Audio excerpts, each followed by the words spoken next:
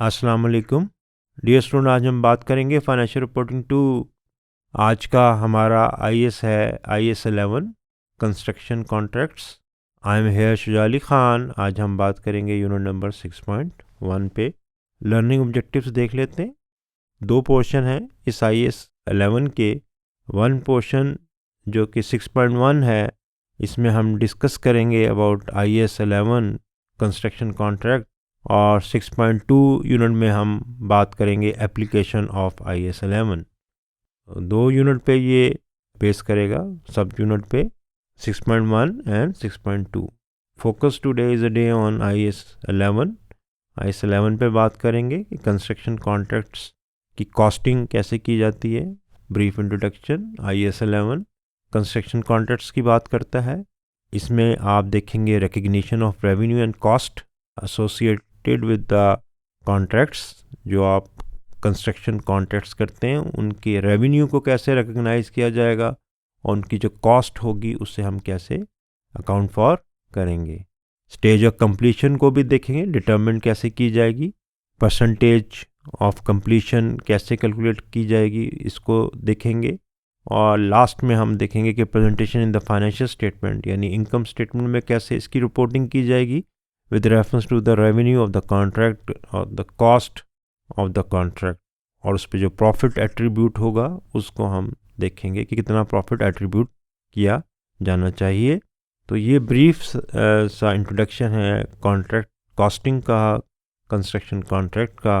IS 11 construction contracts, recognition of revenue and cost की हमने बात की।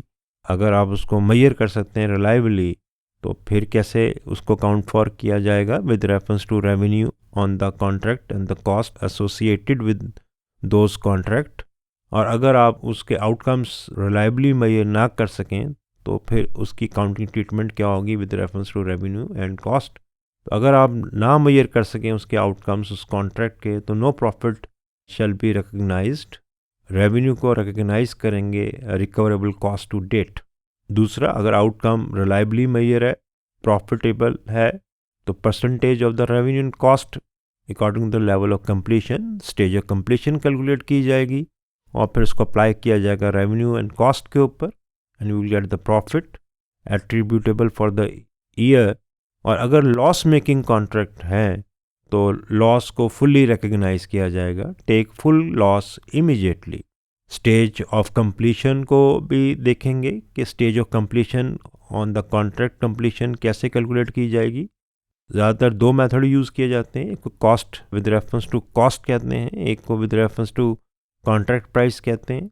तो परसेंटेज ऑफ कॉस्ट के ऊपर अगर आप बेस करेंगे तो इसका फार्मूला बनेगा, आप फार्मूला लिख सकते हैं, cost to date divide by total estimated cost into 100, कि जितनी कॉस्ट भी आपने इनकर की है ईयर 1, अगर आप ईयर 1 को देख रहे हैं या ईयर 2 को देख रहे हैं, तो कॉस्ट टू डेट उसको डिवाइड कर देंगे total estimated cost on the contract into 100, you will get the percentage.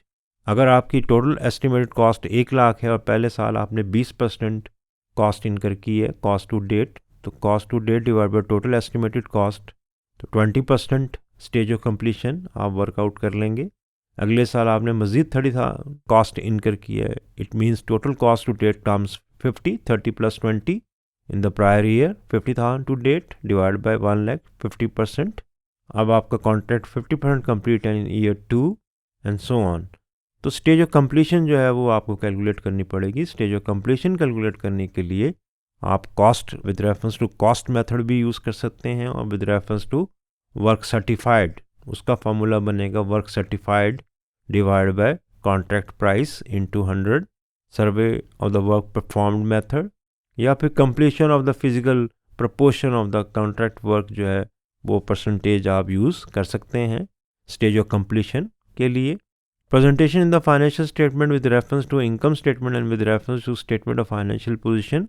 In the income statement, we will report revenue, cost, and profit loss on the contract. So we calculate the revenue based on some percentage of completion, either using the cost method and or the contract price method. Cost को आप attribute करेंगे, revenue को आप attribute करेंगे, and profit attributable for the year आ जाएगा। अगर loss making है तो पूरा loss को recognize करेंगे। स्टेटमेंट ऑफ फाइनेंशियल पोजीशन में आप या तो एसेट शो करेंगे या फिर लाइबिलिटी शो करेंगे। ऑब्जेक्टिव क्या है इस IAS 11 के? The objective of this IAS is to provide accounting treatment of the contract revenue and the cost associated with the construction contracts। कि कंस्ट्रक्शन कॉन्ट्रैक्ट्स जो हम लेते हैं बिल्डिंग वगैरह बनाने के लिए, हम बिल्डिंग बनाना चाह रहे हैं किसी की, हम कॉन्ट्रैक्टर हैं, उसमें अकाउंटिंग ट्रीटमेंट क्या होगी with reference to for the recognition of the contract revenue and cost associated with those construction contracts, regarding allocation of contract cost and the contract revenue over different accounting periods as the construction activity starts and completed in different accounting periods।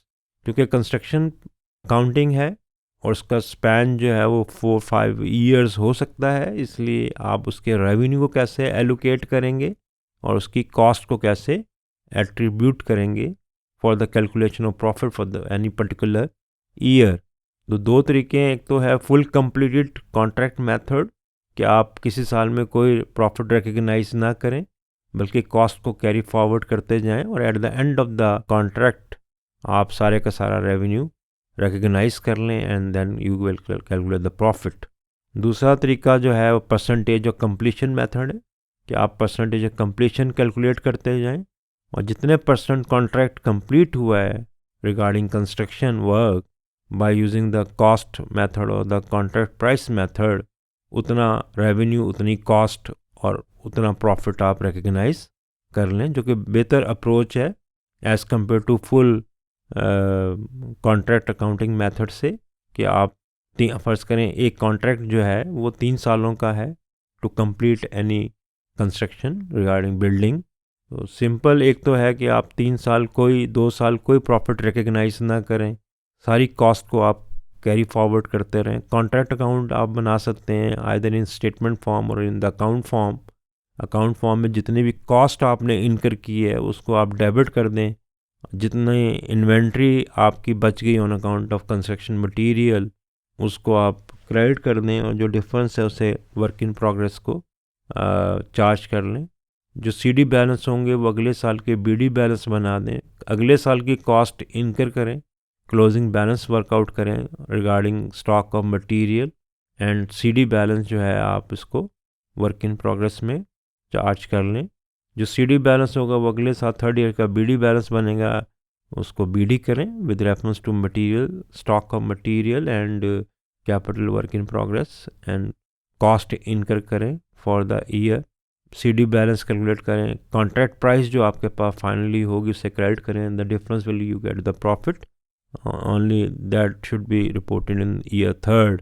This is a method of full contract method, full completion contract method कि आप over the years आप profit और revenue और cost को recognise नहीं कर रहे बल्कि eight the end of the 3rd year when you will complete the construction of that building आप सारे का सारा प्रॉफिट रिकग्नाइज कर लें, जो कि बेहतर मेथड नहीं समझा जाता। दूसरा मेथड जो है वो परसेंटेज कंप्लीशन मेथड है कि आप परसेंटेज कैलकुलेट कर लें और जितने % कॉन्ट्रैक्ट कंप्लीट हुआ है उतने % आप रेवेन्यू कॉस्ट रिकग्नाइज करते जाएं, तो आपका जो प्रॉफिट होगा वो स्प्रेड हो जाएगा ओवर 3 ईयर्स, जो कि बेहतर अप्रोच कंसिडर की जाती है। तो अकाउंटिंग ट्रीटमेंट देखेंगे with reference to contract revenue और cost.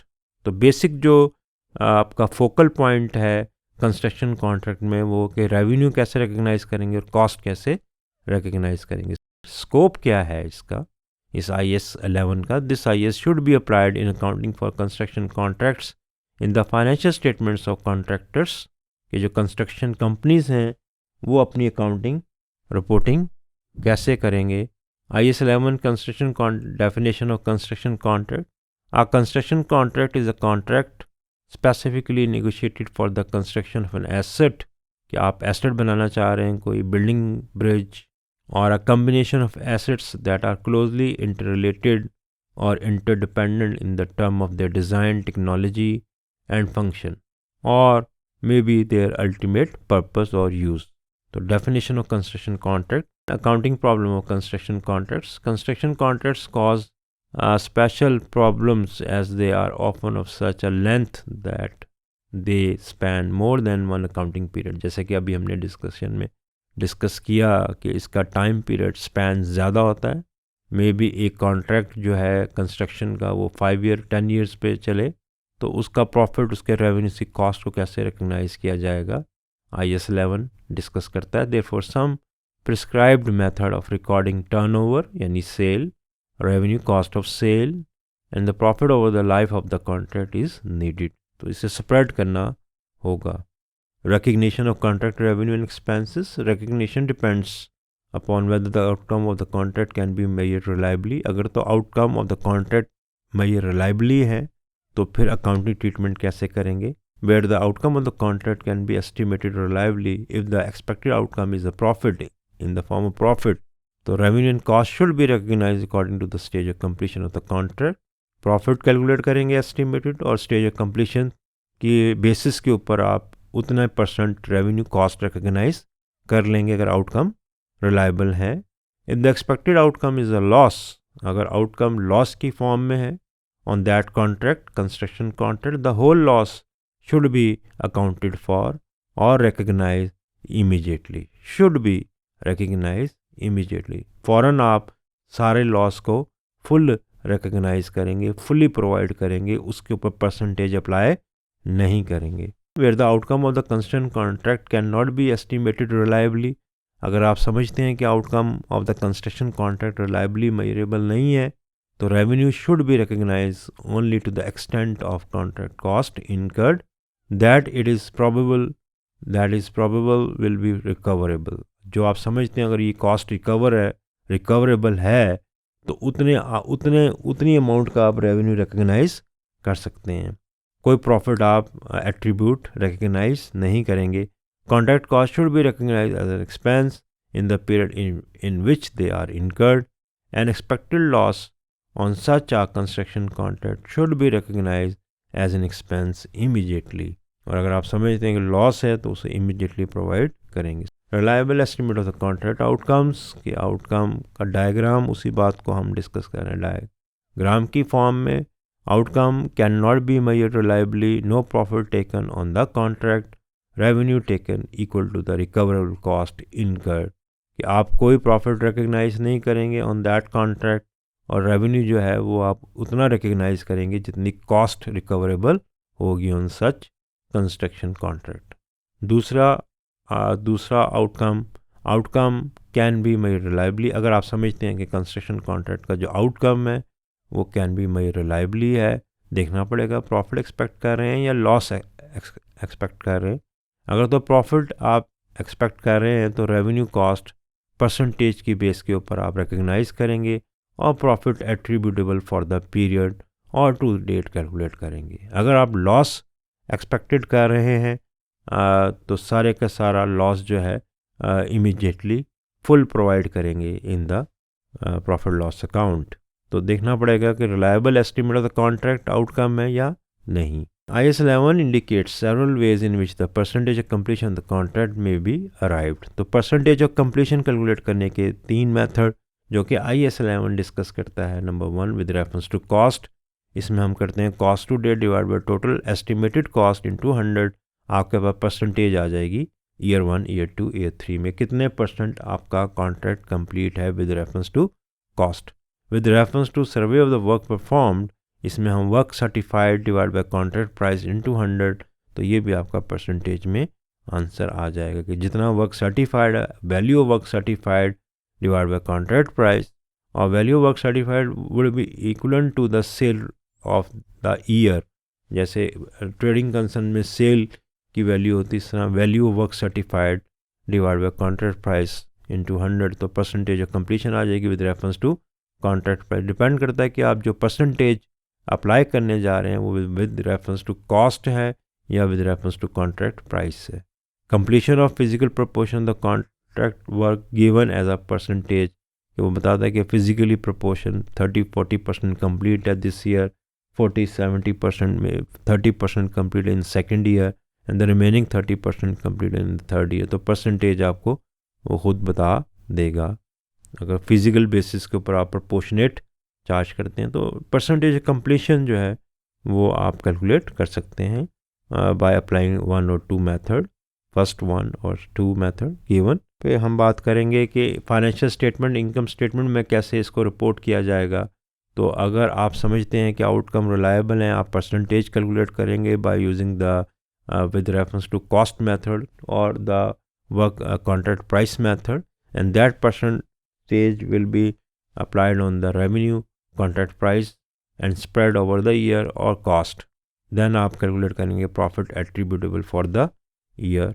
Statement of financial position balance sheet में कैसे आप इसको रिपोर्ट करेंगे। द फॉलोइंग फिगर्स में appear in the statement of financial position.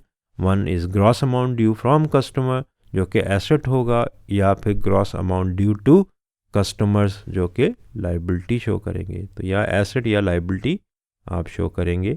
The calculation which में result in asset liability, the cost incur to date plus profit to date, profit recognize to date, या अगर loss हुआ है तो recognize loss to date, less progress billing to date, gross amount due to और from customers. अगर plus में है तो ग्रॉस अमाउंट ड्यू है, अगर माइनस में है तो ग्रॉस अमाउंट ड्यू टू या फ्रॉम कस्टमर है। फ्रॉम कस्टमर का मतलब लेने हैं उनसे पैसे, और ड्यू टू कस्टमर का मतलब लाइबिलिटी शो करेंगे बैलेंस शीट में। डिपेंड करता है, अगर प्लस में है तो ड्यू फ्रॉम है, और अगर माइनस में है तो ड्यू टू है। तो cost to date, cost incur to date plus profit to date less loss to date less progress billing to date. तो इनमें से आप अमाउंट ड्यू फ्रॉम और ड्यू टू कस्टमर कैलकुलेट कर सकते हैं। Construction contract, accounting issues result from the construction project taken several financial period to complete. जैसे कि अभी हमने बात की कि कंस्ट्रक्शन कॉन्ट्रैक्ट्स को कंप्लीट करने के लिए मल्टीपल ईयर्स चाहिए होंगे, मे बी 3 to 5 ईयर्स और 10 ईयर्स। सो आपके पास दो ऑप्शन हैं जो कि हमने डिस्कस की इन द प्रीवियस स्लाइड्स के, फुली कंप्लीटेड कॉन्ट्रैक्ट मेथड और percentage of completion method. Percentage of completion method में तो शुड रेवेन्यू भी recognize progressively throughout the contract. क्या परसेंटेज के हिसाब से आप चार्ज करेंगे? If so how would the amount of revenue be determined. तो उसकी परसेंटेज कैसे कैलकुलेट करेंगे, उसे कैसे अप्लाई करेंगे। दो तरह के कॉन्ट्रैक्ट होते हैं, एक को फिक्स प्राइस कॉन्ट्रैक्ट कहते हैं, कॉस्ट प्लस कॉन्ट्रैक्ट कहते हैं। Fix price contract is a construction contract in which contractors agrees to a fixed contract price or a fixed rate per unit of output, which in some cases is subject to cost escalation clauses. Escalation clauses जो होंगे उसके हिसाब से cost आप price को fix करेंगे to recover the cost plus profit. दूसरा method जो है वो कॉस्ट प्लस कॉन्ट्रैक्ट मेथड है। Is a construction contract in which the contractor is reimbursed for all allowable or otherwise defined cost, कि जो एग्रीड कॉस्ट होगी जो उसको reimburse की जाएगी, प्लस जो अदरवाइज डिफाइंड कॉस्ट होगी, प्लस उसमें परसेंटेज ऑफ प्रॉफिट जो है वो आप ऐड करेंगे, तो you will get the contract price according to cost plus contract method. तो फिक्स प्राइस कॉन्ट्रैक्ट भी हो सकते हैं जिसमें कि एक फ़िक्स प्राइस चार्ज की जाएगी कस्टमर से, या फिर कॉस्ट प्लस कॉन्ट्रैक्ट मेथड भी हो सकते हैं। जैसे कि हमने IAS 11 में मेन फोकस जो है वो रेवेन्यू रिकग्निशन का है on account of construction contracts with reference to cost with reference to attributable profit for the year. So the contract revenue कैसे कैलकुलेट किए जाएंगे? Contract revenue includes the initial amount of revenue agreed in the contract, जिस पे दोनों parties agreed होंगी, वो आपका initial amount होगा रेवेन्यू का, प्लस जो variation in the contract work claims and incentive payments जो होंगी वो आप ऐड करेंगे टू द एक्सटेंट, किस हद तक that is probable that they will result in revenue and they are capable of being reliably measured. अगर आप समझते हैं कि वो प्रोबेबल है टू दैट एक्सटेंट और वो मेजरेबल है, रिलायबली मेजरेबल है, तो आप रेवेन्यू में, कॉन्ट्रैक्ट रेवेन्यू में वो प्राइस ऐड करेंगे। कॉन्ट्रैक्ट कॉस्ट तीन तरह की हो सकती है, जो कि एक one number A, cost specifically related to the contract, very straightforward cost, in that case general cost attributable to the contract, या जो जनरल कॉस्ट आप इनकर कर रहे हैं लेकिन जो कि इस कॉन्ट्रैक्ट से एट्रीब्यूट करती है, आप कॉन्ट्रैक्ट कॉस्ट में चार्ज करेंगे। Such other cost specifically chargeable to the customer under the terms of the contract, administrative cost and the development cost, ये आपकी कॉन्ट्रैक्ट की कॉस्ट बनेगी। तो specifically related cost to the contract, general cost attributable to the contract or other cost specifically chargeable to the customer and the term of the contract, administrative और development cost जो है ये contract की cost होगी. Example of specific costs are site labor cost including site supervision, cost of material used in the construction, depreciation of the plant and machinery used on the contract, cost of moving plant equipment material to or from the site, cost of hiring plant and equipment used in the construction contracts, cost of design and technical assistance that is directly related to the contract, the estimated cost of rectification and guarantee work including expected warranty cost, plus claims from the third party वो भी आप शामिल. The above stated cost will be reduce any incidental income such as from sale of surplus material waste वो less करेंगे. बाकी cost को आप asset की कॉस्ट स्पेसिफिक कॉस्ट कंसिडर की जाएगी. दूसरा जो हेड था आपके पास examples of general cost are the insurance cost, cost of design and technical assistance that are not directly related to specific contract and the construction overheads. ये general cost की definition में आएंगी. IS example of cost excluded from the contract बताता है कि कौन सी cost शामिल नहीं होगी. General administrative and development cost for which is reimbursement is not specified in the contract. अगर कॉन्ट्रैक्ट के अंदर स्पेसिफाइड नहीं है regarding administrative and development cost तो उसकी रीइंबर्समेंट के बारे में तो वो कॉस्ट कॉन्ट्रैक्ट कॉस्ट का हिस्सा नहीं होगी. प्लस सेलिंग कॉस्ट जो है वो भी कॉस्ट का हिस्सा नहीं होगी. R&D cost for which reimbursement is not specified in the contract, or D. depreciation of idle plant and machinery that is not used on the particular contract. ये वो कॉस्ट हैं, ये उन कॉस्ट की लिस्ट है जो IS 11 के मुताबिक कॉस्ट ऑफ कॉन्ट्रैक्ट में शामिल नहीं होंगे. तो एक तो specific cost to the contract है, एक आपके पास जनरल कॉस्ट जो कि एट्रीब्यूटेबल है टू द कॉन्ट्रैक्ट वो कॉस्ट ऐड करेंगे. और जो कॉस्ट की लिस्ट दी हुई है इनको आप कॉन्ट्रैक्ट कॉस्ट का हिस्सा नहीं बनाएंगे.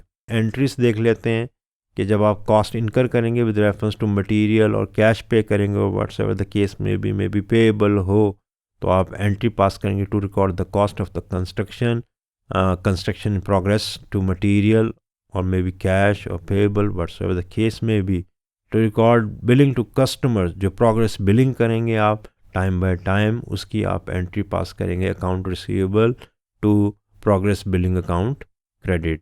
To record the collection of billing अगर वो आपको डेटर पे कर देता है कस्टमर पे कर देता है तो आप एंट्री करेंगे cash account debit account receivable. To record the contract revenue and contract expense आप डेबिट करेंगे construction in progress with the cost incurred plus आप डेबिट करेंगे construction expense that is cost incurred. जो कंस्ट्रक्शन प्रोग्रेस है वो contract cost incurred है और construction expense जो है जो कॉस्ट आप फिर रिकग्नाइज करेंगे टू क्रेडिट करेंगे revenue from the long term contract. To record the final approval of the contract billing on the construction in progress जो कि आपने प्रोग्रेस बिलिंग का अकाउंट खोला था उसे डेबिट कर देंगे, कंस्ट्रक्शन इन प्रोग्रेस अकाउंट को क्रेडिट कर देंगे लास्ट में. तो ये सिंपल IS 11 था जिसके ऊपर हमने बात की with reference to the revenue recognition on account of construction contract or the cost attributable cost charge to the construction contracts plus profit attributable to the contract plus हमने देखा कि इसको आप एंट्रीज इसकी क्या होंगी जो कि अभी हमने डिस्कस की और इसको आप इसका फॉर्मेटिंग क्या होगी, इसकी प्रेजेंटेशन कैसे करेंगे. तो इट ऑल डिपेंड्स कि आप अकाउंट फॉर्म बनाना चाहते हैं तो कॉन्ट्रैक्ट अकाउंट बना लें और अगर आप स्टेटमेंट फॉर्म बनाना चाहते हैं तो प्रॉफिट लॉस अकाउंट बना लें. दोनों ठीक है. अपना ख्याल रखिएगा. आज तक के लिए इतना ही. नेक्स्ट टाइम 6.2 के साथ हाज़िर होंगे. अल्लाह हाफिज़. शुक्रिया.